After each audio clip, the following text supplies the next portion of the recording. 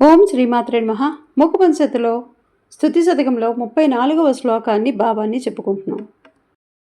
మమతు దిశనా పీడ్యాతిరేకగదం త్వయా కుముద సుషమా మైత్రి సమ్యక్ వతంసిత కుంతలాం జగతి సమిత స్తంభాం కంపా నదీ నిలయామసౌ శ్రైతి తాంద్రా చాంద్రావతంస సధర్మిణి. ఓ మహాజాడ్యమా, నీవు నా బుద్ధిని ఎలా పీడించగలవు? జాడ్యమా అంటే అజ్ఞానమా అని అర్థం. కలువపూల సౌందర్యంతో రూపుదాల్చిన చంద్రరేఖని సెగలో ధరించినది, స్తబ్దతని శమింపజేసేది. కంపానది తీరమే నివాసముగా గలది. పరమేశ్వరుడు సహధర్మచారిణి అయిన కామాక్షిదేవి కునికి పాటిని వదిలి నా బుద్ధిని ఆశ్రయిస్తున్నది కదా అనగా, తన బుద్ధి కామాక్షిదేవిని ఆశ్రయించి ఉండగా మహాజాడ్యం ఎలా తనని పీడించగలుగుతుంది? ఓం శ్రీమాత్రే నమః.